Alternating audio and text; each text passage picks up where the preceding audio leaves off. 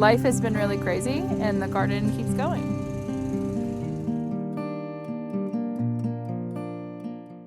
Hey friends, I am out in the garden today and I'm starting to clean up some of the garden, and I wanted to talk to you about what that means for us.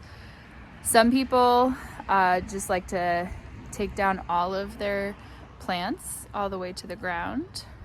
We do things a little bit differently, and I wanted to show you what that looks like. So I've already started a little bit of cleanup, as you can see over to the left, but there is a lot that's still looking nice and lush and green in here, and then there's a lot that looks dead. This is a great example right here of this sunflower dead situation, and these dead tomatoes at the bottom. But there will be things that I leave, there will be things that I take away and take out for different reasons.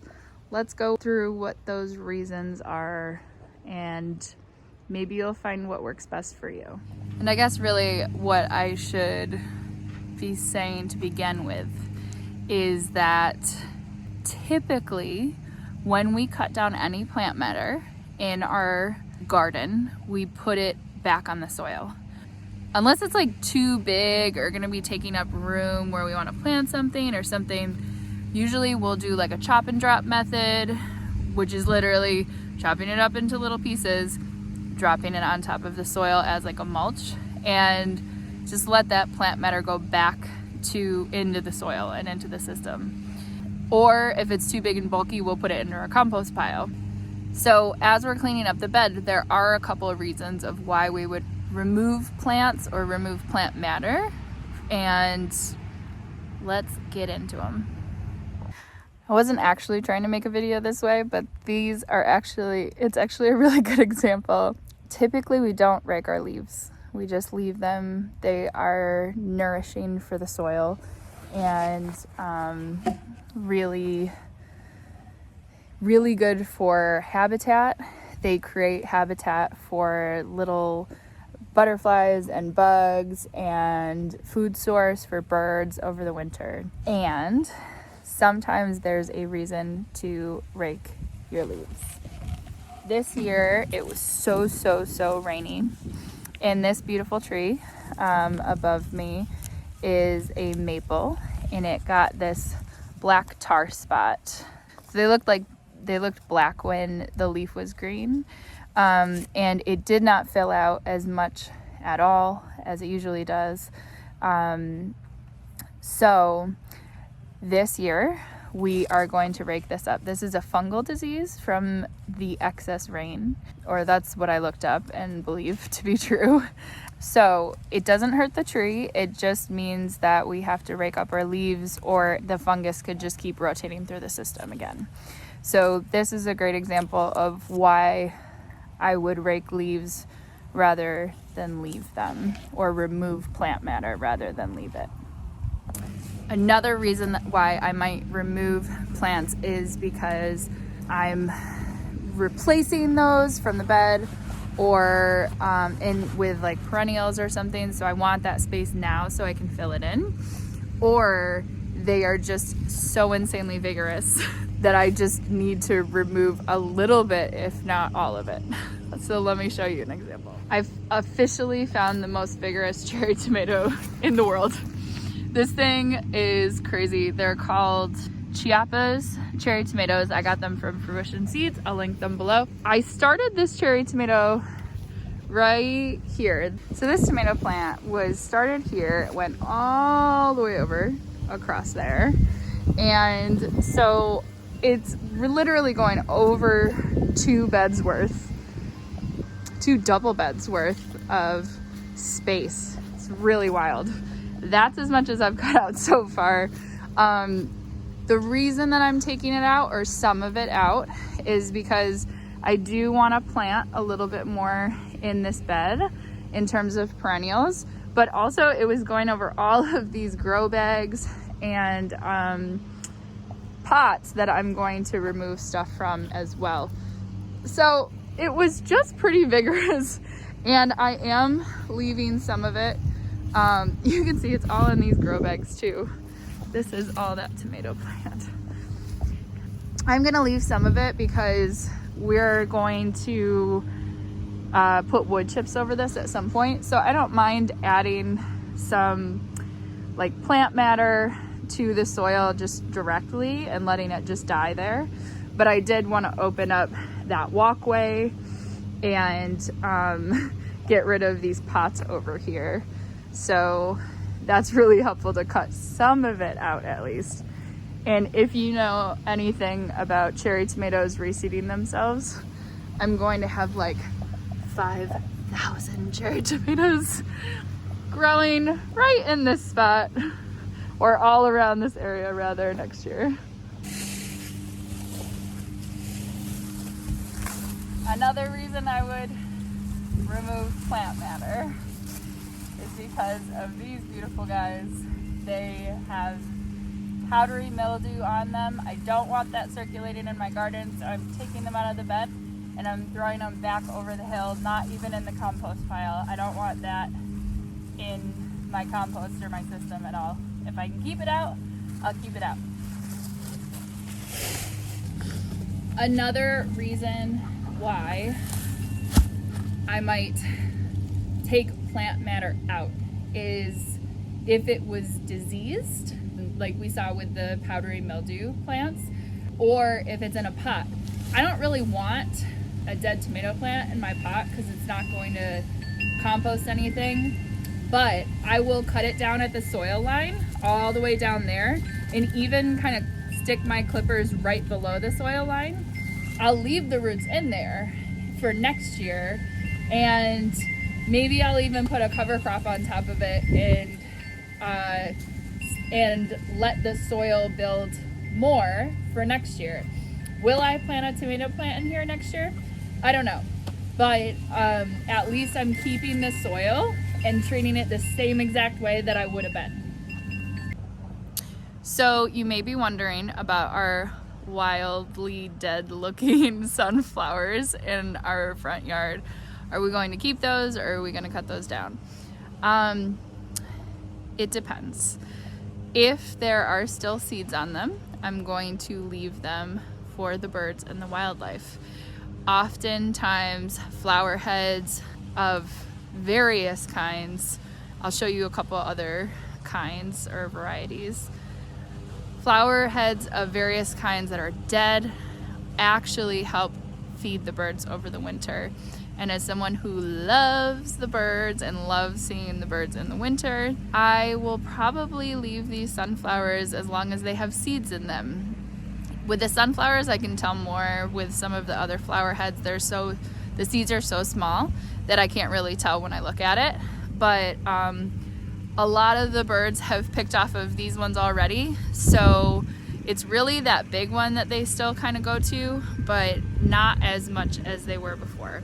So I'll check them out, and if they don't have any more seeds, I'll cut them down. But if they have some seeds, or like things like the cosmos will have seeds, I'm just gonna leave them to die there, and they'll go back through the system. They're perfectly healthy, but they'll also help feed some of the wildlife. These coneflowers are another one that I will leave the heads on, and I leave them on every winter because there's all of these seeds in the head here, and I want to feed the birds as much as I can, and I do provide bird food over the winter, but all of this is also habitat for so many things that I can't even see and don't even know about. Something that you might consider if you want to kind of hone in or like pull back a plant that easily reseeds itself, you might decide to cut down something like goldenrod. We have this goldenrod plant that's been growing here for the last 3 years. Every single year it gets bigger. I don't mind it because I love goldenrod. It's medicinal, it's wonderful. And if I didn't want it in my garden and was trying to get rid of it, I might cut it back so that it didn't reseed itself. I would probably do it before it got seeds So I wouldn't do it at this point of the year, but you can look at all those little seeds there. There we go. So it very easily reseeds itself. It very easily spreads. Again, I don't mind it. I love it, but that's something you might consider for yourself and a preference in your garden. This is a great example of something that I would cut away also. So you see the sunflower from the back. It's actually planted behind that kale.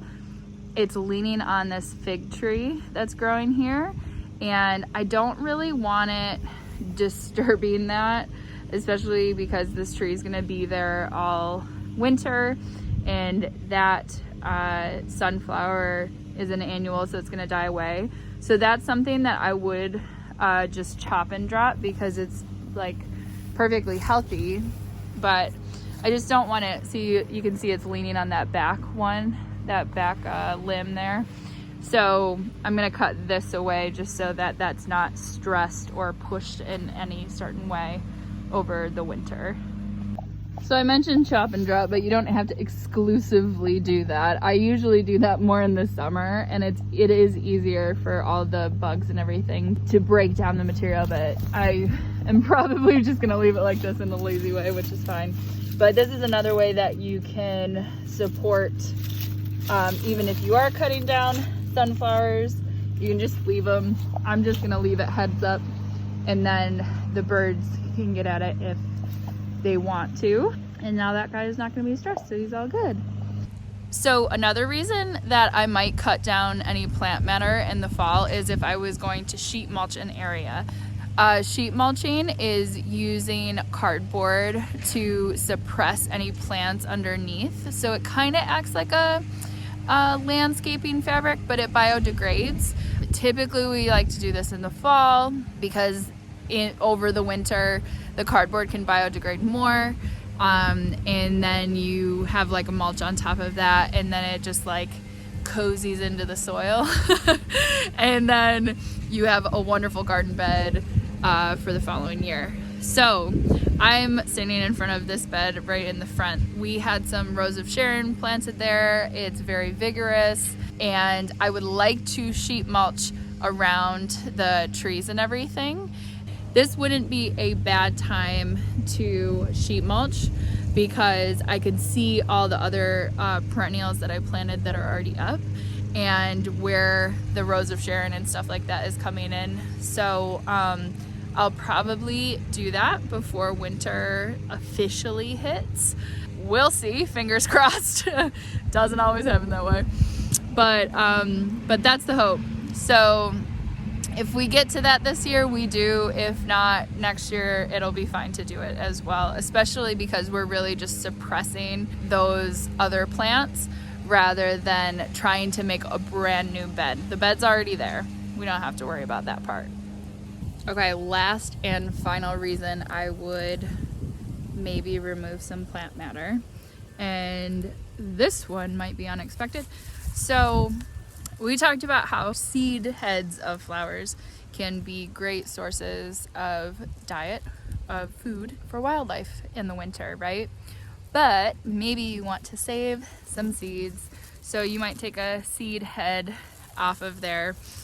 But usually one seed head has so many seeds already, so you can really just take one if you'd like. Or rather, that's how I do it. By the way,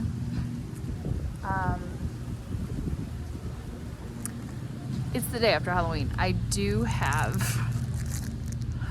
snacks. And if you're one of my Reese's sisters, you know what I'm talking about.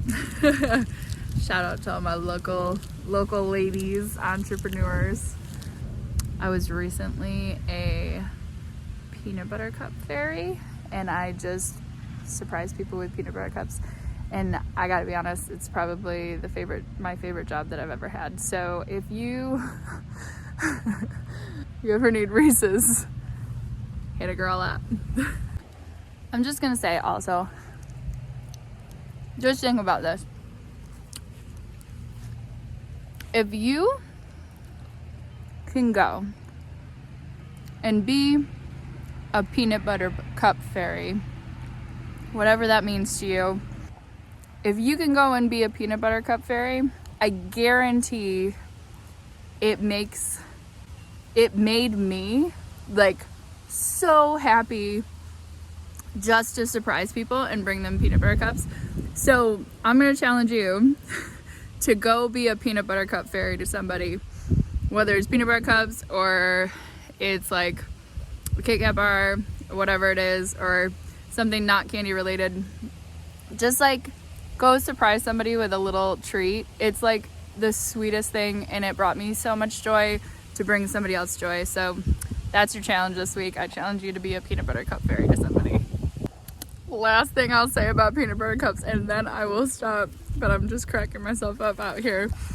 Be the peanut butter cup fairy you wish to see in the world. That's all I got to say about it. Go be a peanut butter cup fairy. You got this.